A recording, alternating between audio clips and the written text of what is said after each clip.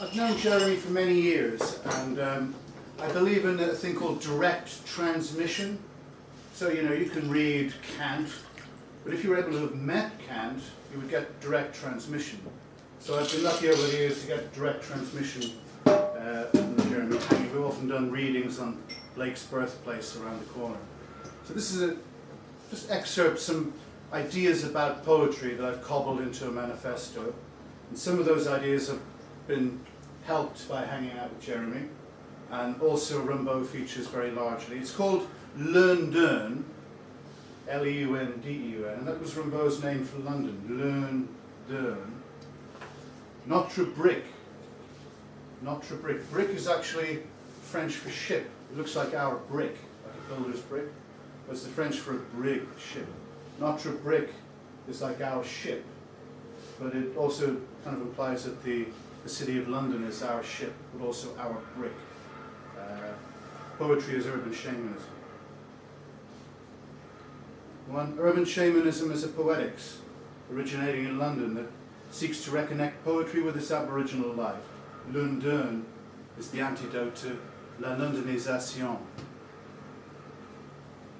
Taking its cue from Ivan Chechlegov's lament, "We are bored in the city, there is no longer any temple of the sun," urban shamanism has arisen out of the psychographical movement.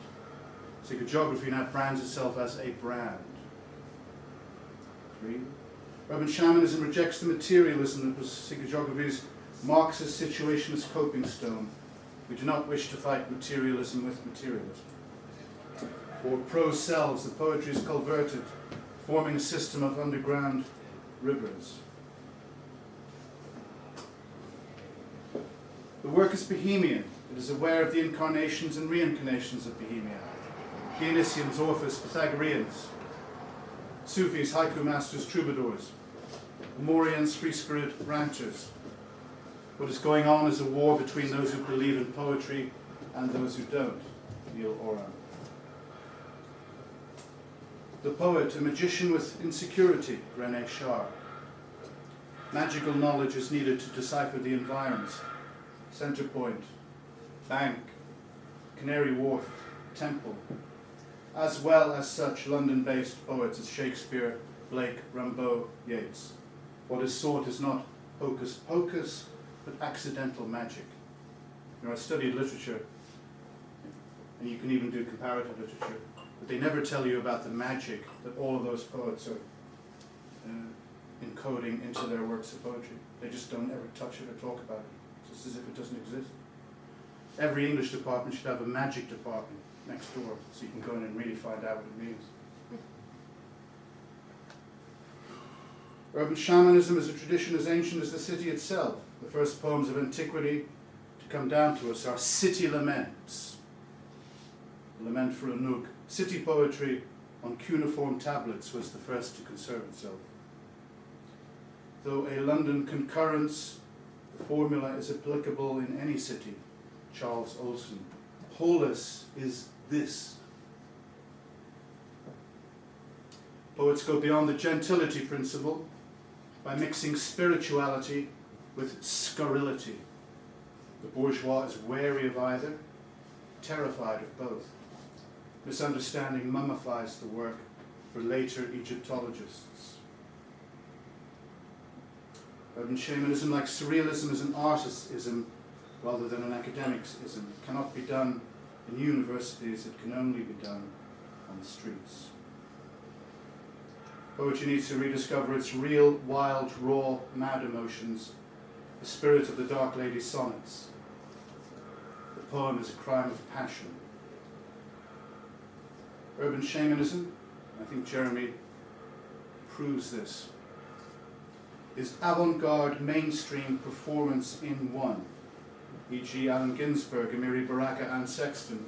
Poetry is not a genre, nor divisible into genres. Poetry is an audio-visual art, not a competitive sport or an academic discipline. And this is a seed that Jeremy planted in me. Post-Larkin, social realism is dull as CCTV. The city is suspended between New Jerusalem and Dis.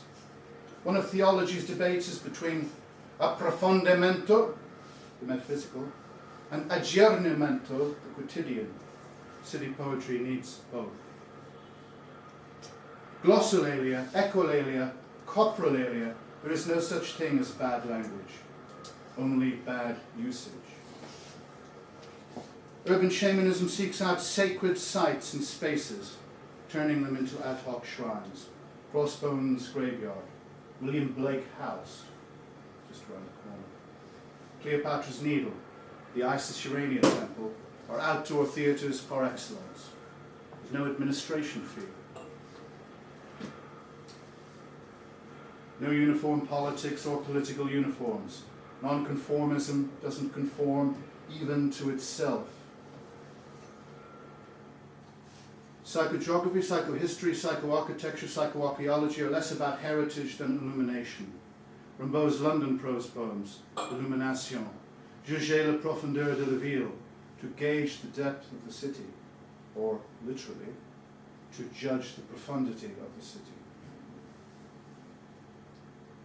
The London of the 21st century, shrouded in twin shadows of jihad and bankruptcy, should be reflected in the London poetry. The city of assassinations, Blake. Now is the time of the assassins, Rimbaud. The Committee of Urban Shamanism is comprised of Shakespeare's Falcon, Blake's Tiger, Rimbaud's Toad, Yeats's Swan. Poetry is charismatic language. London is etymologically Leudun, i.e. the stronghold of Lud, or Lou, a pan-European solar deity celebrated in Lyon, Leudun, Lugano, Lüneburg. Rimbaud's name for London, Leudun, unveils the camouflage. The great mind, great memory, symbol of symbols, Leudun is Notre Brick. Thank you very much.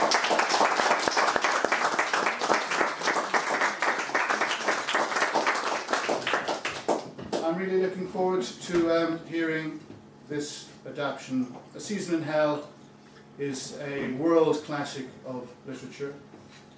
Its date, April to August 1873, allows us to remember that Rimbaud and Verlaine lived in Camden from May to July 1873. So the season is that season of their coming to London, falling out in London, going to Brussels and the shootout. That is the season in hell. Rimbaud is literally describing it. Think of if Theresa May gets in, it'll be 5 years. That's 5 for 20 seasons in hell. Rimbaud's season in hell was one summer. Triffids, it's been one hell of a summer. But I'd like you to